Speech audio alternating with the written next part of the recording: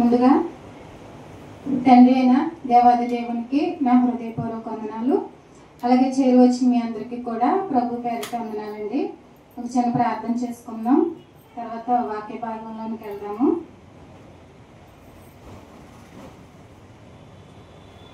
మహాపరిశుద్ధుడా, మహోన్నతుడా, దయగల దేవ, కృప చూపు తండ్రి, మీ ఘనమైన నామమునకు తండ్రి లెక్కింపలేని స్థుతులు స్తోత్రంలో ప్రభువా. తండ్రి, గతించిన కాలం అంతట్లో కూడా ప్రభువా మమ్మల్ని ఎంతగానో క్షేమంగా భద్రంగా కాచి కాపాడినందుకు తండ్రి వందనాలు స్తోత్రాలు ప్రభువా.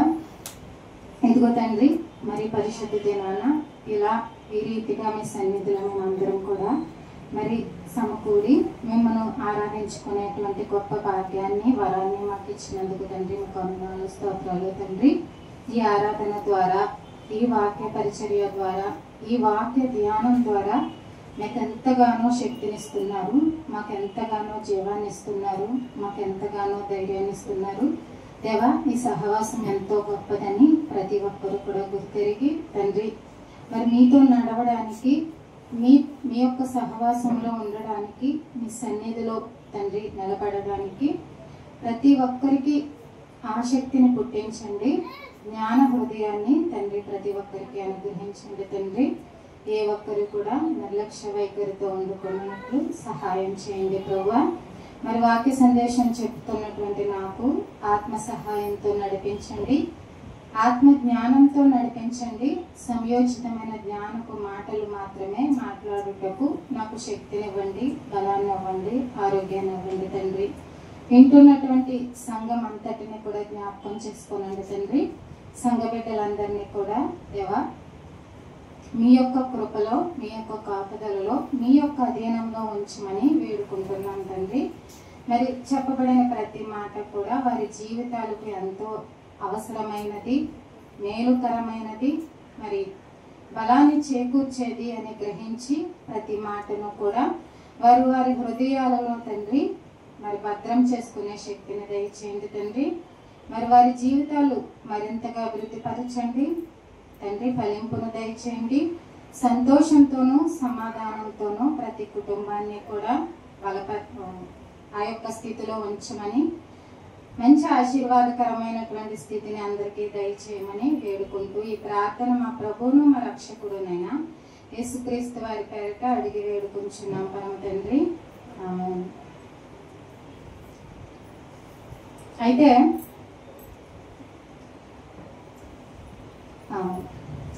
మనిషిగా పుట్టిన తర్వాత ఆశలు ఉంటాయి, ఆలోచనలు ఉంటాయి, అక్కర్లేదు అనుకున్నవి కొన్ని ఉంటాయి, ముఖ్యంగా కొన్ని ఎమోషన్స్ ఉంటాయి. అంటే అవి తీసేద్దామన్నా తీలేవు, మనతో కలిపే ఉంటాయి. ఏంటవి అండి? ఏ భావాలు లేవా మీలో? ఆనందం లేదా? దుఃఖం లేదా? కోపం లేదా? రోషం లేదా? ప్రేమ లేదా? ఈర్ష్య లేదా? అసూయ లేదా? అన్నీ ఉన్నాయి. కాకపోతే ఆ టైం వచ్చినప్పుడు ఒకరి మీదేమో ప్రేమ కలుగుతుంది, ఒకరి మీదేమో దుఃఖం కలుగుద్ది, ఒకరి మీదేమో ద్వేషం కలుగుతుంది, ఒకరి మీదేమో పగ రగిలిపోతూ ఉంటుంది, ఒకళ్ళనేమో శత్రువుగా భావిస్తాం, ఒకళ్ళనేమో మిత్రులుగా భావిస్తాం. ఒకరితో మాట్లాడితే మనకు సంతోషంగా అనిపిస్తుంది, ఇంకొకరితో మాట్లాడితే తలపోటుగా అనిపిస్తుంది. ఇవన్నింటినే ఎమోషన్స్ అంటారు. ఇవి మనతోనే ఉంటాయి, చచ్చిపోయే వరకు మనలోనే ఉంటాయి. అయితే మనకు తెలియని విషయం ఏంటంటే ఇవి సరిగ్గా హ్యాండిల్ చేయలేదనుకోండి, కరెక్ట్గా హ్యాండిల్ చేయలేదు అంటే మేనేజ్ చేయడం మనకు రాలేదనుకోండి, ఇవి చంపేస్తే కూడా. తెలుసా మీకు ఈ విషయం? ఉత్తినే ఉంటున్నాయి, లోపల అసహ్యం ఉంది, చంపేస్తుంది. తెలుసా? స్వార్థం ఉంది, మిమ్మల్ని చంపేస్తుంది. కరెక్ట్గా డీల్ చేయాలి. చాలా ఇంపార్టెంట్ సబ్జెక్ట్ అండి ఇది. అయితే ఈ రోజుకి అవ్వదు, నేను ఎక్కువ మంది కూడా లేరు కాబట్టి ఇంట్రడక్షన్ చెప్తాను, ముగింపు వచ్చే వారం చెప్తాను ఎలా మేనేజ్ చేయాలనేది. అసలు ఎందుకు వస్తుంది ఇది? ఈ కోపం ఉందా మిమ్మల్ని నాశనానికి తీసుకెళ్తుంది. పక్షపాతం ఉందా మీలో? అది కూడా మిమ్మల్ని నష్టానికి గురి చేస్తుంది. ఈర్ష్య ఉందా, అది కూడా మిమ్మల్ని నాశనానికి తీసుకెళ్తుంది. అంటే ఒక రకంగా ఈ ఎమోషన్స్ని మీరు బ్యాలెన్స్ చేయలేకపోతే, అంటే సరిగ్గా ఏది ఎప్పుడు ఎలా ఎక్స్ప్రెస్ చేయాలో చెయ్యకపోతే ఇవి మనల్ని చాలా చాలా నష్టానికి గురి చేస్తాయి. అంటే మనం ఇబ్బందుల పాలవుతాము. ఎవరినో ఏదో చేయబోయి మనల్ని మనమే కాల్చుకుంటాము, మనల్ని మనమే నాశనం చేసుకుంటాము. ఇది తెలీదు చాలామందికి. ఇది తెలియక అప్పటికేమనిపిస్తే చేసేస్తారు. ముఖ్యంగా ఈరోజు ఈర్ష్య, అసూయ, స్వార్థం వీటి గురించి నేను చెప్పను. ఈరోజు కోపం గురించి మాట్లాడతాను. మనకున్న అన్ని ఎమోషన్స్లో ఉన్న దాంట్లో అన్నీ ప్రమాదకరమైనవే. అందుకని ఆత్మఫలాల్లో కోపం ఉండాలని చెప్పారా? ఆత్మఫలాలు ఏమని చెప్పారు? దీర్ఘశాంతం, ప్రేమ, సంతోషం, సమాధానం, మంచితనం, సాత్వికం. ఇవి చెప్పినంత ఈజీగా రావు. వీటిని మూలాల్లోనికి నరికేస్తే అవి మొలకెత్తడం ప్రారంభమవుతుంది. నరకడం రావాలి, మనకు రాదు. వాటికే బలైపోతాం ఎందుకని తెలియక. మొన్న ఒక ఎగ్జాంపుల్ చెప్తాను దీంట్లోకి వెళ్ళే ముందర. ఒక అత్తగారు కోడలను తిట్టిందంట. పొద్దుటే పెట్టుకున్నారు గొడవ. ఉదయాన్నే తిడితే ఆమె తట్టుకోలేకపోయింది. అంటే ఎమోషనల్గా బ్యాలెన్స్ లేకపోతే, ఎమోషనల్గా ఫిట్నెస్గా లేకపోతే ఏమవుతుందో చెప్తున్నాను ఒక ఎగ్జాంపుల్. ఆమె తట్టుకోలేకపోయింది. తిట్టింది తిట్టింది తిట్టింది. ఎదిరించాలంటే ఎదిరించలేదు. ఎందుకంటే అందరూ ఏమంటారంటే పెద్దావిడ కదా, నీకు అమ్మలాంటిది కదా అని ఒకవైపు భర్త తిడతాడు, సమాజం తిడతాడు. అంటే అక్కడ ఏ విషయమో అనవసరం. మామూలుగా అయితే ఇదే కదా అంటారు జనరల్గా. పోన్లే అమ్మ ఏదో ఒక మాట అంటే అందులే అని అంటారు. ఈమె ఇంకెవరికి చెప్పలేక వాటిని భరించలేక ఏం చేసిందంటే ఆ పిల్లలిద్దరిని స్కూల్కి పంపించేసి భర్తను కూడా పనికి పంపించేసి ఊరేసుకుని చచ్చిపోయింది లోపలికి వెళ్ళి. ఆమెకి ఏమన్నా వ్యాధ, యాక్సిడెంటా, ఏమన్నా జబ్బు చేసిందా, అప్పుల బాధలా, ఏమైంది ఇక్కడ? చచ్చిపోవడానికి కారణం ఏంటి? Emotional imbalance. అంటే బాధ వచ్చింది, హ్యాండిల్ చేయడం రాలేదు. కోపం వస్తుంది, హ్యాండిల్ చేయడం రాదు. ఈర్ష్య వస్తుంది, దాన్ని ఎలా భరించాలో తెలీదు, దాన్ని ఎలా మేనేజ్ చేయాలో తెలీదు. అసూయ పడుతుంది, దాన్ని కూడా ఎలా కత్తిరించాలా, పెంచాలా, అసలు చూపించాలా వద్దా, మనకి ఇవేమి కూడా తెలియకపోవడం వలన ఆ క్షణానికి ఏమనిపిస్తే, ఆ ఆవేశంలో ఏమనిపిస్తే అది చేసేస్తారు. ఇప్పుడు ఆమె చనిపోయిందా, స్కూల్ నుంచి వచ్చారా పిల్లలు, చాలా ఏడ్చారండి బాధ కలిగించి వస్తుంటే. అంటే ఒకసారి లేమ్మా, ఒకసారి కళ్ళు తెరమ్మా, ఒకసారి మాట్లాడమ్మా అని వాళ్ళు ఆమెపై పడి ఏడుస్తుంది. క్షణికావేశం. చంపుతున్నది ఎవరో కాదు, ఎమోషన్స్. ఎమోషన్స్లో ఒక భావం, ఒక ఈర్ష్య అవనివ్వండి, ఒక అసూయ అవనివ్వండి, ఒక కోపం అవనివ్వండి, ఒక పగ అవనివ్వండి, ఆ మనిషిని కాల్స్తుంది. బ్రతికినంతకాలం శాంతి లేకుండా చేస్తుంది. లేదా అస్సలు తట్టుకోలేకపోతే ఆ క్షణంలోనే చచ్చిపోతాడు, లేదా అవతలను చంపేయడు. ఇలాంటి సంఘటనలు జరగకుండా ఉండాలంటే మనకి బైబిల్ చాలా మంచి విషయాలు చెప్పింది, చాలా మంచి మార్గాన్ని కూడా సూచించింది. మొదటిగా ఒకసారి ఒక మాట చదువుతాం. ప్రసంగి గ్రంథం 7:9.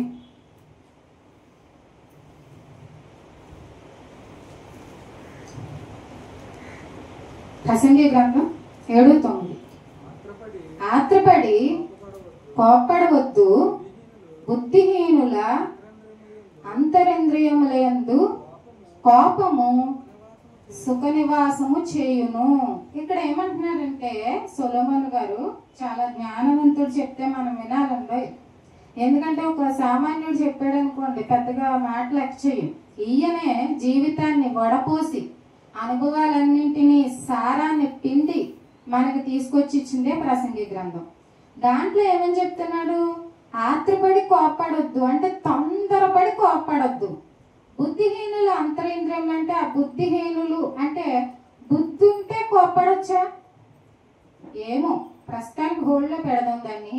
కానీ తర్వాత విషయం ఏం చెప్తున్నారంటే బుద్ధిహీనుల అంతరింద్రియములందు కోపము సుఖ నివాసము చేయును. అంటే ఎవరైతే అంత బుద్ధి లేకుండా ఉంటారో, అంత జ్ఞానం లేకుండా ఉంటారో వాళ్ళలో ప్రతి అవయవంలోనే కోపం రగులిపోతూ ఉంటుంది.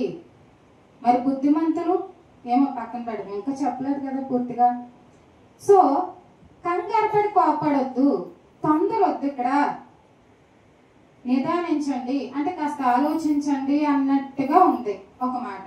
అంటే ఏమని అనిపిస్తుంది, ఇదే స్టేట్మెంట్ తీసేసుకోకుండా ఎన్నిసార్లు కూడా ఒక లైన్లో ఎంతవరకు కరెక్ట్ అంటే తొందరపడొద్దు, కోపపడొద్దు. కోపంలో మీకు అనేకమైనటువంటి ఆలోచనలు పడతాయి, ఆవేశం వస్తుంది. ఆవేశంలో తీసుకోకూడని నిర్ణయాలు తీసుకుంటారు, దానివల్ల చాలా నష్టం జరుగుతుంది. బుద్ధిహీనంగా ప్రవర్తించొద్దు. సరే, ఎఫెసీ పత్రిక 4వ అధ్యాయం 26 చూడండి.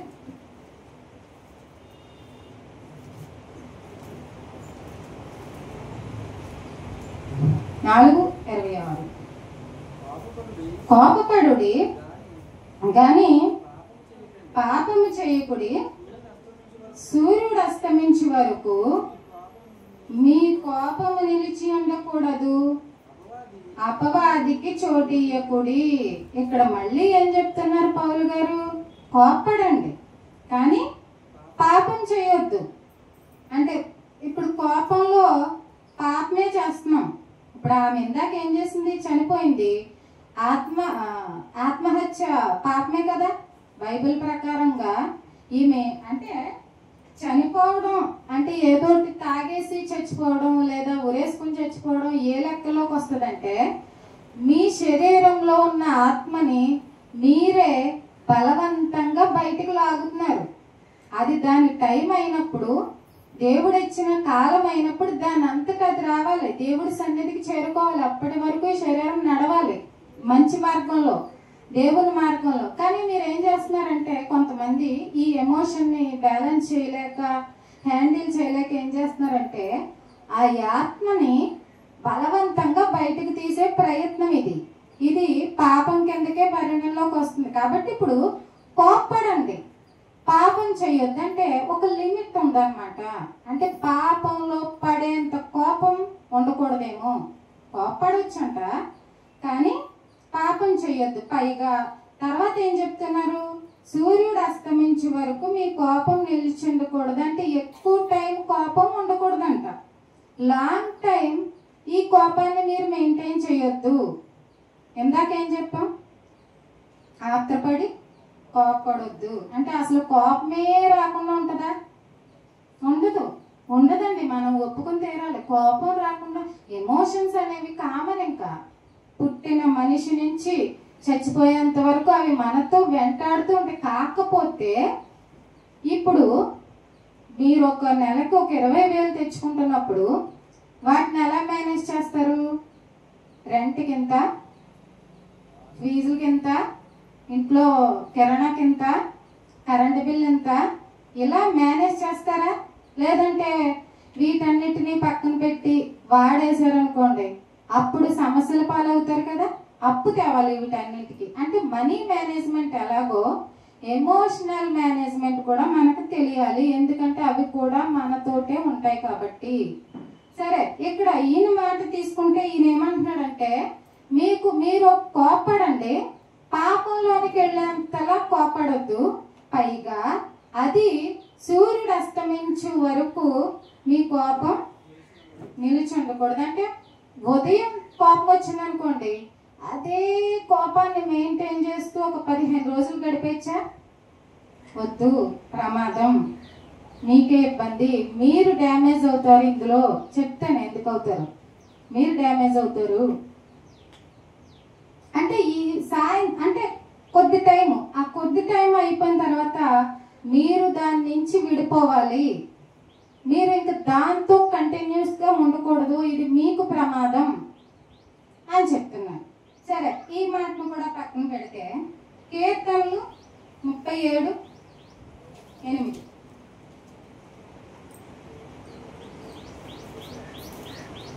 కీర్తనలు 37:8 చూడండి. కోపము మానము, ఆగ్రహము విడిచిపెట్టుము, వ్యసన పడకము, అది కీడుకే కారణము. ఇక్కడ మొత్తానికి చాలు. ఇక్కడ మొత్తానికి ఏమంటున్నారు మళ్ళీ? కోపం అసలు మాని, ఆగ్రహం విడిచిపెట్టే, ఊగిపోవద్దు, వ్యసన పడొద్దు. అంటే నువ్వు బాగా ఇబ్బంది పడిపోవద్దు ఆలోచించి అది నీ కీడుకు కారణం అవ్వచ్చు. ఇక్కడ 3 స్టేట్మెంట్లు చూసాం. ఒకటేమో ఆత్రపడి కోప్పడొద్దు, కంగారు పడి కోప్పడొద్దు అంటున్నారు.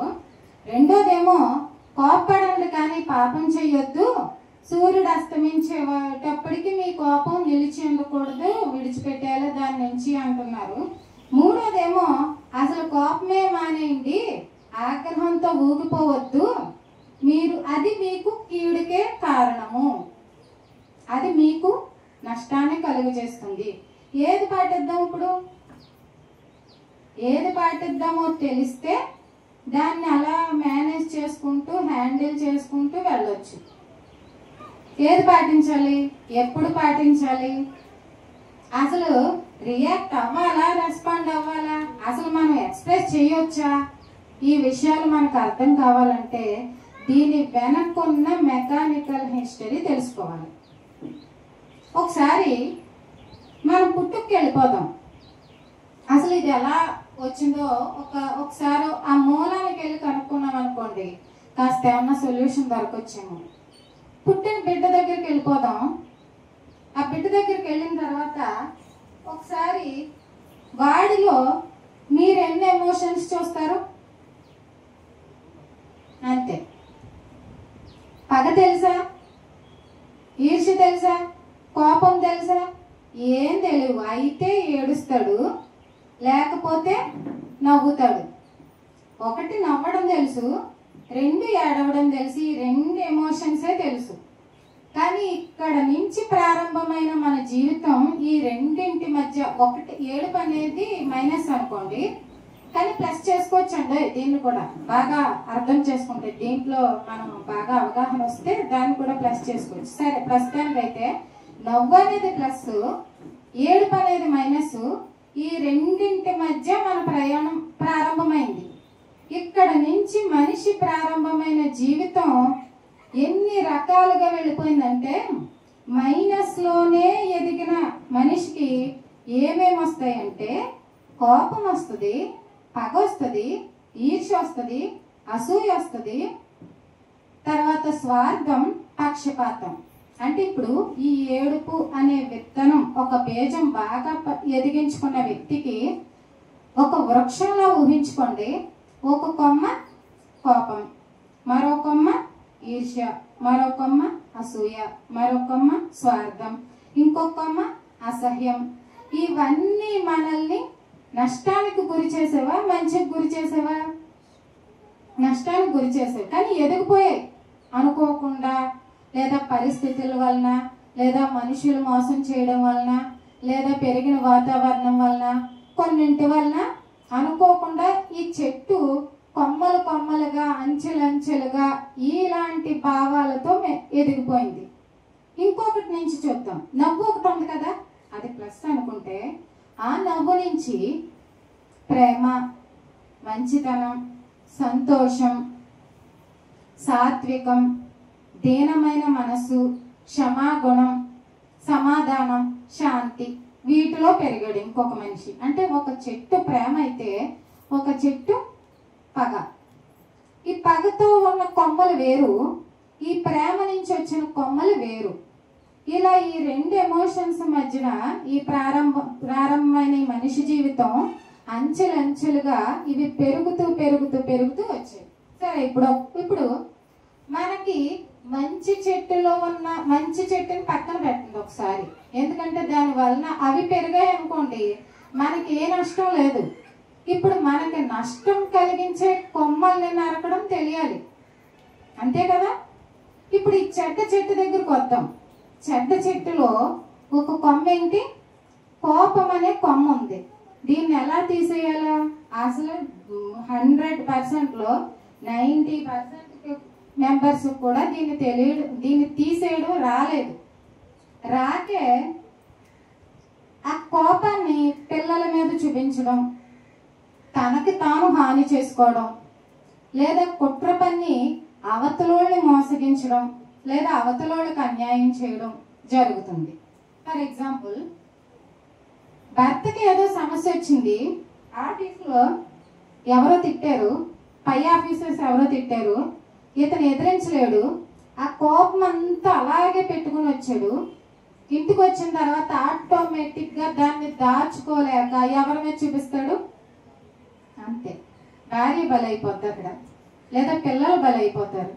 భార్యను తిట్టి అంటే చిన్న కారణం దొరికితే చాలు ఇంకా, ఎందుకంటే లోపల దాచుకోలేకపోతున్నాడు, తట్టుకోలేకపోతున్నాడు. అలా అని వాళ్ళ మీద చూపిస్తే ఆ ఉద్యోగం ఊడిపోద్ది. తట్టుకోలేక తనని తాను కంట్రోల్ చేసుకోలేక భార్య మీద పిల్లల మీద జరిగిపోద్ది. దీనివల్ల వాళ్ళకి ప్రేమ పెరుగుద్దా, ద్వేషం పెరుగుద్దా? డ్యామేజ్ ఎవరికి? ఇప్పుడు కోపం ఏం తెచ్చింది? నష్టాన్ని తెచ్చింది. సరే, భార్యకు కోపం వచ్చింది, ఇప్పుడు భర్త అరిచేసాడు, ఆ కోపాన్ని తీర్చేసుకున్నాడు. ఇప్పుడు ఈమె భర్తను ఎదిరించగలదా? ఈమె భర్తతో పోరాడగలదా? గొడవ పడగలదా? లేదు, ఎందుకంటే ఇతను కొట్టేయగలడు. ఈమె ఏం చేస్తుంది? తనకంటే తక్కువ స్థితిలో ఉన్న వాళ్ళ మీద చూపిస్తుంది, ఆ పిల్లల మీద చూపిస్తుంది. అదిగో ఆవిడకిలాగా కొట్టేస్తారన్నమాట. ఇంకా చిన్న కారణం దొరికితే దబా దబా బాధేస్తారు. ఇప్పుడు వాళ్ళకి కూడా కొట్టలేరు, కానీ ఆటోమేటిక్గా ఏ విత్తనము నాటే వాళ్ళ మనసులో కారణం లేకుండా కొట్టావు కదా, ఏమని నాటావు? అసహ్యం పెరుగుద్ది ఇప్పుడు మీ మీద. కానీ ఇప్పుడు ఏం చేయలేరు. అది పెరిగి పెరిగి పెరిగి పెరిగి మహావృక్షం అయిన తర్వాత, పెద్ద అయిన తర్వాత ఏం చేస్తారనుకుంటున్నారు? మీకు ఎదురు చెప్తారు, మీపై ప్రేమగా ఉండరు, మీ మాట వినరు, మిమ్మల్ని సరిగా చూడరు.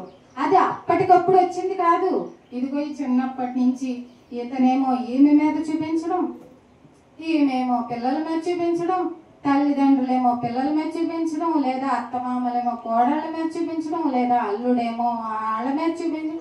అంటే ఒకళ్ళకొకళ్ళకి ట్రాన్స్ఫర్ అవుతూ వస్తుంది, బంధాలు అనేవి దెబ్బతింటాయి. మరి ఏం చెయ్యాలబ్బా? దీన్ని ఏం చేస్తే బాగుంటుంది? దీన్ని ఎలా హ్యాండిల్ చేద్దాం? ఆపేద్దామా? మర్చిపోదామా? ఎలాగంటే అస్సలు అవ్వదు. చాలా మంది అంటారు, ఓర్పుగా ఉండొచ్చు కదా, సహనంగా ఉండాలి, ఓర్పుగా ఉండాలి, భరించాలి, సహించాలి. అవునా? ఏమవుద్దో తెలుసా? కోపం వచ్చినప్పుడు బాగా హార్ట్ బీట్ బాగా పెరిగిపోతుంటది, పళ్ళు పటపట కొరుకుతూ ఉంటారు, ఊగిపోతూ ఉంటారు. అంటే అక్కడ ఏమవుతుందంటే మీ బాడీలో మీకే తెలియకుండా కెమికల్ రియాక్షన్ జరుగుతుంది. దీన్ని ఆపేద్దామంటే ఇప్పుడు మాటల్లో మామూలు లోక సంబంధమైన మాటలు ఏమంటారు? వాడి మీద నిప్పులు కురిపిస్తాడు, అంటే పడదు, ఒకరికొకరికి పడదు, నిప్పులు కురిపిస్తాడు అంటారు. విన్నారా ఎప్పుడైనా? దేనివల్ల? వాడేదో అన్యాయం చేసి, కరెక్టేనండి, అన్యాయం చేస్తేనే వస్తుంది కోపం, ఊరికే రాదు. అప్పటి వరకు అది మన లోపలే ఉంటది. ఎప్పుడైతే మోసం జరిగిందో, ఎప్పుడైతే రెచ్చగొట్టాడో, ఎప్పుడైతే అన్యాయం జరిగిందో, లేదా గాయపరిచే మాటలు అన్నారో అప్పుడు వస్తుంది. సరే చేశారు, చేస్తే ఇప్పుడు వీళ్ళకి ఏమవుతుందంటే అది మండిపోతూ ఉంటది, ఇక్కడ రగిలిపోతుంటది, కడుపు రగిలిపోతుంది అంటారు. ఇవన్నీ నిజాలేనండి, ఇవన్నీ మన శరీరంలో జరుగుతున్నాయి. సకల వ్యాధులకు కారణం ఈ ఎమోషన్సే. మీకు ఈ రోజు బీపీ వచ్చిందంటే అది మామూలుగా శరీరానికి రాలేదు. మీరు ఒకప్పుడు మెంటల్గా అప్సెట్ అయ్యారు, కోపం అనే ఎమోషన్లో మీరు ఇరుక్కుపోయారు. ఒక 4-5 నెలల తర్వాత బీపీ రూపంలో మీ శరీరానికి వచ్చింది. మీకు ఒక థైరాయిడ్ ప్రాబ్లం ఉంది అంటే కొన్ని నెలల తరబడి నాకు ఎవరూ లేరు, నేను ఒంటరి దాన్ని, లేదా నేను ఒంటరి వాడిని, నన్ను ఎవరూ ప్రేమించరు, నన్ను ఎవరు చూడరు, నన్ను ఎవరు పట్టించుకోరని లోన్లీగా ఫీల్ అవుతూ వచ్చారు. కాబట్టి అది అక్కడ బ్లాకేజ్ ఏర్పడి ఎమోషనల్గా మీరు అప్సెట్ అయితేనే భౌతిక రూపంలో వ్యాధి వస్తుంది. మీరు ఏ వ్యాధికైనా కనుక్కోండి, మొదటగా దేనికో మీరు మానసికంగా గురయ్యారు. ఒక హార్ట్ ప్రాబ్లమా, షాకింగ్ న్యూస్ ఏదో విన్నారు, వినకూడని వార్తలు ఏవో విన్నారు, తట్టుకోలేని దెబ్బలేవో తిన్నారు మెంటల్గా. సో అక్కడ జరిగినటువంటి డ్యామేజ్ వలన ఈ శరీరానికి జబ్బులు వచ్చేసాయి, రోగాలు వచ్చేసాయి. మరి ఇది ప్రమాదమా కాదా? మరి ఏం చేయాలి ఇప్పుడు? ఏం చేయాలి? అవతలి వాళ్ళపై నిప్పులు కురిపిస్తున్నాడు అంటే కారణం ఏంటో తెలుసా? అక్కడ అంటే కోపంతో రగిలిపోతున్నాడు అంటే, నిప్పులు కురిపిస్తున్నాడు అంటే, ఆ నిప్పులు కురిపించాలంటే ఫస్ట్ మీ చేతులతో పట్టుకోవాలి వాటిని. అప్పుడు వాడు కాలుతాడా, మీరు కాలుతారా? ఫస్ట్ మన చేతులే కాలిపోతున్నాయి, మనకి స్పృహ ఉండట్లేదు, మన ఎనర్జీని అంతా వేస్ట్ చేస్తున్నాం, మన శక్తిని అంతా వీటి కోసం, అనవసరమైన వాటి కోసం ఖర్చు పెట్టుకొని మన డ్యామేజ్ మనమే సృష్టించుకుంటున్నాం. కాకపోతే కంట్రోల్ చేయడమో లేదా మేనేజ్ చేయడమో తెలియక ఒక్కడిపై నిప్పులు కురిపించాలంటే మన చేతిలో నిప్పుని బిగబడదామంటే ఎన్నాళ్ళు బిగబడతారు మీరు? కాలిపోదావు పక్క నుంచి. సరే, ఒక మాట చూసి ఇంకా ముందుకు వెళ్దాము. కీర్తనలు 37:8 చూడండి ఒకసారి. కీర్తనలు 37:8. కోపము మానుము, ఆగ్రహం విడిచిపెట్టుము, వ్యసన పడకము, అది కీడుకే కారణం. ఇక్కడ ఇదే మాట ఫాలో అయిపోదామండి. ఎవరో తిట్టారు, అనవసరంగా తిట్టారు, ఏ తప్పు చేయకుండా తిట్టారు, ఏ మన సైడ్ నుంచి ఏ పొరపాటు జరగలేదు, కానీ నిందలేస్తూనే ఉన్నారు, తిడతానే ఉన్నారు, భరిస్తూనే ఉన్నాము, మళ్ళీ తిడుతున్నారు, మళ్ళీ గాయపరుస్తున్నారు.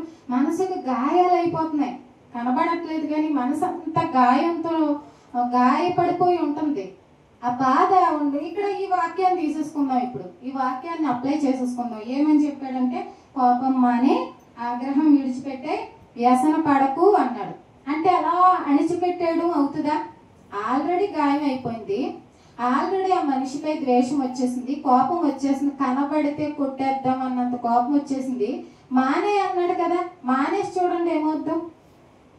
లోకం కూడా మీరు ఓర్పుతో ఉండాలి, సహనంతో ఉండాలి అన్నారు కదా, మీరు మానేసి చూడండి, పేలిపోతారు. ఒకసారి గుండె పగిలిపోద్ది, మానలేరు, దాన్ని ఆప్ చేసుకోలేరు. 1 రోజు 2 రోజులు ఆగుతుంది అంతే. తర్వాత ఎప్పుడు అది కాలిపోతూ ఉంటుంది, ఒక అగ్ని గుండం లాగా అగ్నిలో కాలిపోయినట్టు ఉంటది. మీరు శాంతిగా ఉండలేరు, బ్లాస్ట్ అయిపోద్ది లోపల. మీకు తెలీదు, లేనిపోని హార్మోన్స్, లేనిపోని యాసిడ్స్ అన్ని రిలీజ్ అయిపోతాయి, జబ్బులన్నీ వచ్చేస్తాయి, రోగాలన్నీ వచ్చేస్తాయి. మరి మానేయమన్నాడు, కొంత అవసరమైన ఇది కొన్ని సిచ్యువేషన్స్ మాత్రమే, మొత్తానికి మానేయలేరు. మీలో మీరు అణుచుకోలేరు, మీలో మీరు కోపాన్ని దాచుకోలేరు, తొక్కి పెట్టలేరు. ఎలా ఉంటుందో తెలుసా? ఒక పెద్ద స్ప్రింగ్ ని ఇలా దగ్గర కట్టేయండి, దగ్గర కంప్రెస్ చేసేయండి, బాగా కంప్రెస్ చేసేయండి. అణిచారు దగ్గరికి, ఎంత వీలైతే అంత అణిచేశారు. ఒక్కసారి వదిలేయండి. ఆ వదిలేటప్పుడు ఒక బాల్ పెట్టండి దాని పక్కన, ఎంత గట్టిగా కొడదు తెలుసా? ఎంత అణిచారో అంత గట్టిగా కొడ, కొన్ని కిలోమీటర్లు కొడద్దు, వెళ్ళిపోద్ది. మీరు ఎంత తొక్కి పెడతారో, ఎంత దాచుకుంటారో, కోపాన్ని ఎంత అణుచుకుంటారో అంతలా పేలిపోతుంది. లోపల హృదయం కూడా, అది కూడా ప్రమాదమే. దాయలేరు. నిప్పు కణాన్ని ఎంత అది కాలిపోతూ రగిలిపోతున్నప్పుడు ఎంతని మీరు పట్టుకొని ఎన్నాళ్ళని మీరు కాలిపోతూ ఉంటారు. అంటే అన్ని చోట్ల వర్కౌట్ అయ్యేలా కనబడట్లేదు. సరే, మరి ఏం చేద్దాం? చూపించేద్దామా? కోపం చూపించేద్దాం అయితే ఒకసారి అయితే ఈ మాట అడ్డొస్తుంది మళ్ళీ చూపించేద్దాం అంటే ఈ మాట ప్రసంగి గ్రంథం 7:9 చూడండి 7:9 ఆత్రపడి కోపడొద్దు బుద్ధిహీనుల అంతరింద్రియములయందు కోపము సుఖ నివాసము చేయును. బుద్ధిహీనులైతే వాళ్ళ అంతరింద్రియాలలో అంటే వారి గుండెల్లో, వారి హృదయాలలో, వారి మనసుల్లో, వారి నోట్లో కోపమే ఉంటది. సుఖ నివాసం చేసేస్తుందంట. ఇంకెప్పుడు కోపంతోటే ఊగిపోతూ ఉంటారు, కోపంతోటే రగిలిపో. ఇది కూడా ప్రమాదమే. సడన్ గా ఆపుకోలేక పిల్లల మీద చూపించేశారు. తర్వాత బాధపడేది ఎవరు? మీకే బాధ కలుగుతుంది. నేను చాలా మంది చూశానండి. నేను అక్కడ మా ఊళ్ళో ఉన్నప్పుడు ఇంట్లో గొడవ అయిపోయేది, ఏం చేయలేక వాళ్ళని కొట్టేవారు, మళ్ళీ వాళ్ళ వీపుపై నూనె రాసేవారు. అంటే అప్పటికి మెలకు వచ్చింది, అప్పటికి స్పృహ వచ్చింది, అప్పటికి బుద్ధి వచ్చింది. అయ్యో ఇలా చేసేనేంటి. ఇప్పుడు అయిపోయిన తర్వాత నష్టాన్ని అన్న మనం తీర్చగలమా? అది కూడా చేయలేము. అంటే ఇక్కడ ఎంత ఇరకాటంగా ఉందంటే, మనిషి ఎంత నలిగిపోతున్నాడంటే, చూపించేస్తేనేమో ఒక రకంగా నష్టం. ఇప్పుడు కోపం వచ్చేసింది, పోనీ భర్తకే వచ్చేసింది, ఏమి చేయలేక ఎందుకులే వాళ్ళని కొట్టడం అని ఒక ఫోన్ ఇసిరేసాడు గోడకి. 20,000 ఫోను, 25,000 ఫోను, ఒక్క నిమిషంలో పగిలిపోయింది. దాంట్లోనే కాంటాక్ట్స్ ఉంటాయి, దాంట్లోనే మీరు పంపించే ఆన్లైన్ పేమెంట్స్ ఉంటాయి, దాంట్లోనే మీ వర్క్ అంతా ఉంటుంది.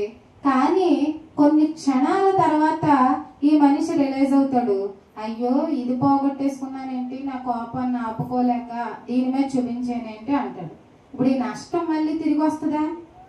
వస్తే రావచ్చు. ఎప్పుడో కొంచెం టైం తీసుకుని మళ్ళీ డబ్బులు పెట్టి మళ్ళీ కొనుక్కొని మళ్ళీ అవన్నీ ఎక్కించుకొని కొంత ఎంత డ్యామేజ్ ఆత్రపడి కోప్పడితే వస్తుంది. అంటే కంగారు పడిపోయి ఆ క్షణానికి ఆ క్షణంలో కోప్పడితే వస్తుంది. ఇక్కడ వస్తువు అవనివ్వండి, ఒక్కొక్కసారి మనిషే పోవచ్చు. భార్య భర్తలు దెబ్బలాడుకుంటుంటే చిన్న చిన్నగా మొదలైంది వాళ్ళకి. అతనికి కొద్దిగా కోపం వచ్చి అక్కడ పక్కన పూలకుండి ఉంటే దాన్ని ఇచ్చి కొట్టాడు నెత్తి మీద, తలపైన. అది తగలకూడని చోట తగిలి పడిపోయింది. ఈతను అనుకున్నాడు స్పృహ తప్పి పడిపోయిందేమో, తర్వాత లేస్తదిలే అనుకున్నాడు, చచ్చిపోయింది పాపం వెంటనే. అంటే ఇది వస్తువుల్ని పోగొడతామో, బంధాలని పోగొడతామో, లేదా అక్కడితో ఆగట్లేదు, ప్రాణాల మీద కూడా వస్తుంది. ఇప్పుడు చూపించకపోతేనేమో మనం దాచుకుని అణుచుకుంటేనేమో మనం కాలిపోతున్నాం, చూపిస్తేనేమో అనవసరమైన నష్టం జరుగుతుంది, లేదా ప్రాణాలకి ప్రమాదం అవుతుంది. మరి ఇప్పుడు ఏం చేయాలి?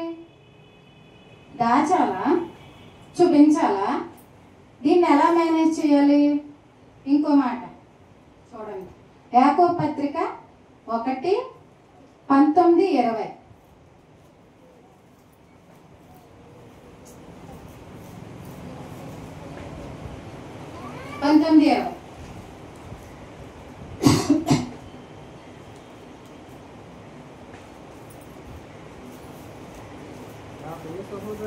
నా ప్రియ సహోదరులారా, మీరు ఈ సంగతి ఎరుగుదురు గనుక ప్రతి మనుష్యుడు వినుటకు వేగిరపడువాడును, మాట్లాడుటకు నిదానించువాడును, కోపించుటకు నిదానించువాడునై ఉండవలెను.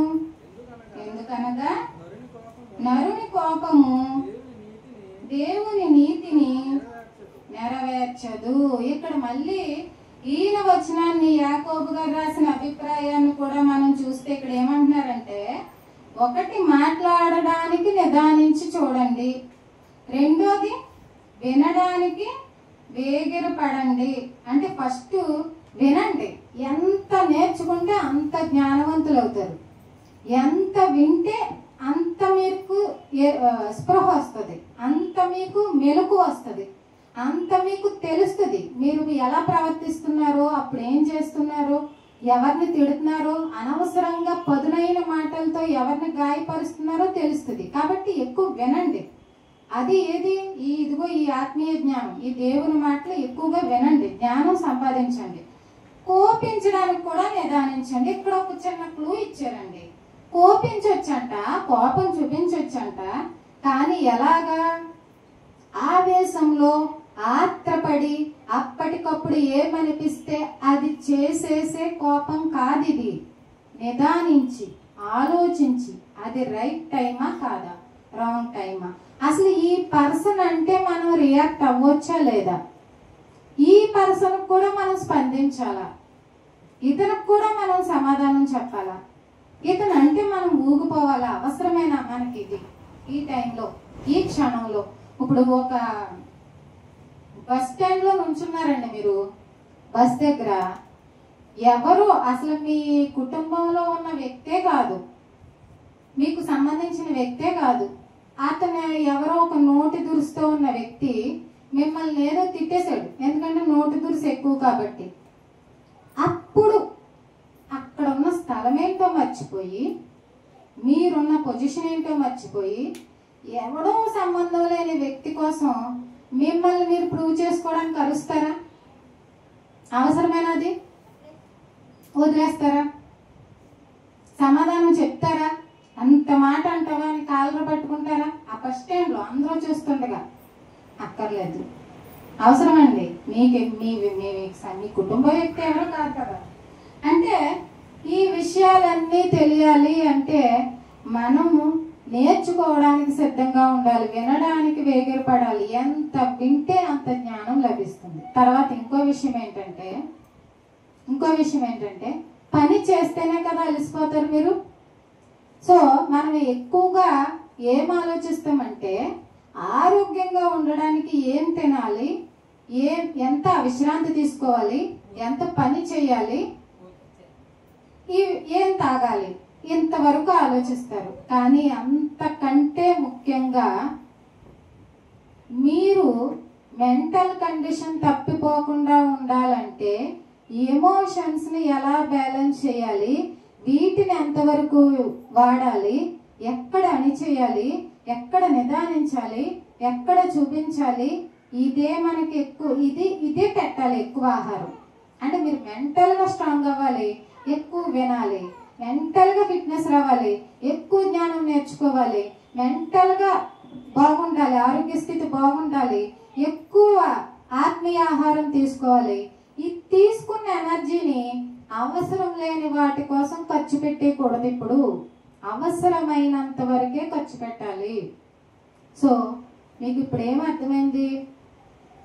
ఇంకా ఏది క్లారిటీ రాలేదు, ఎందుకంటే నేను ముగింపు చెప్పలేదు కాబట్టి ముగింపు ఈరోజు చెప్పను, దానికి 1 గంట సమయం పడుద్ది. ఇప్పటి వరకు మీరు ఏం తెలుసుకున్నారంటే మీరు దాచుకున్న ప్రమాదం అవుతుంది, రాంగ్ టైంలో చూపించేస్తే అంటే డ్యామేజ్ జరుగుతుంది. అక్కడ డ్యామేజ్ జరుగుతుంది అంటే ఒక వస్తువులపై చూపిస్తే ఆ వస్తువులు నష్టపోతాయి. మీకంటే తక్కువ స్థితిలో ఉన్నారు కదా అని ఒకవేళ భార్య పిల్లలపై లేదా లేనిపోని వాళ్ళపై, సహోదరులపై, తక్కువ స్థితిలో ఉన్న వాళ్ళపై చూపిస్తే వాళ్ళు దూరం అవుతారు.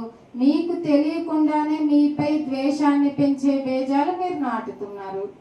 అంటే ఇక్కడ కూడా కరెక్ట్గా యూజ్ చేయట్లేదు దీన్ని, ఈ ఎమోషన్ని కరెక్ట్గా బ్యాలెన్స్ చేయట్లేదు. అంటే ఇక్కడ కూడా ప్రమాదమే మనకి. మరి ఇంకెలా చేయాలి ఇప్పుడు దీన్ని, ఇప్పుడు ఏం చేసుకోవాలి అనే విషయాలు నేను వచ్చే వారం చెప్తాను.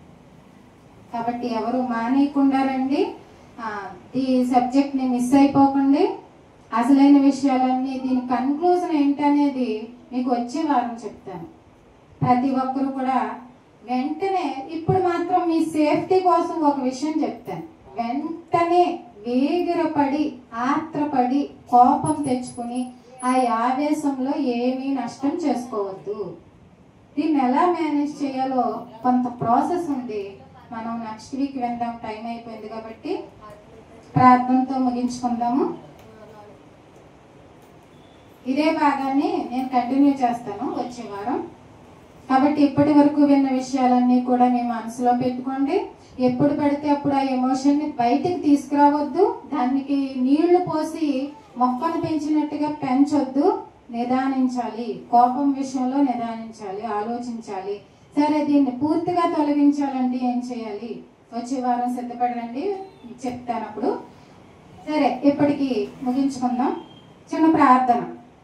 మహాపరిశుద్ధుడా, మహోన్నతుడా, సర్వోన్నతుడా, సర్వశక్తిమంతుడమైనటువంటి మా కన్న తండ్రి, దేవా మీ ఘనమైన నామమునకు తండ్రి వందనాలు, స్తోత్రాలు తండ్రి. ఇంతవరకు కొద్ది మాటలు మీ మాటలు ఆలోచించుకోవడానికి, ధ్యానించుకోవడానికి మాకు ఇచ్చినటువంటి సమయాన్ని బట్టి తండ్రి మీకు వందనాలు, స్తోత్రాలు తండ్రి. అలాగే ఆత్మ సహాయంతో నడిపించినందుకు కూడా వందనాలు, స్తోత్రాలు ప్రభువా. మరి ఎన్నో తండ్రి లోకానికి అర్థం కాలేని సమస్యలకు పరిష్కార మార్గాన్ని ఎన్నో బైబిల్ పొందుపరిచావు ప్రభువా. మరి వాటన్నింటినీ గ్రహించే శక్తిని మాకు ఇవ్వండి, అర్థం చేసుకునే శక్తిని మాకు అనుగ్రహించండి తండ్రి. ఏ మాట కూడా తండ్రి అపార్థం చేసుకోకుండా మీ ఉద్దేశానుసారంగా, మీ చిత్త ప్రకారంగా, మీ యొక్క సంకల్పంలో భాగంగా మాత్రమే, మీరు చెప్పిన భావాన్ని మాత్రమే గ్రహించుకోగలిగే శక్తిని మా అందరికీ అనుగ్రహించమని, ఇదిగో దేవా వచ్చినటువంటి ప్రతి కుటుంబాన్ని దీవించి ఆశీర్వదించమని వేడుకుంటూ ఈ ప్రార్థన మా ప్రభువును, మా రక్షకుడునైనా యేసుక్రీస్తు వారి పేరిట అడిగి వేడుకుంటున్నాం తండ్రి. ఆమేన్.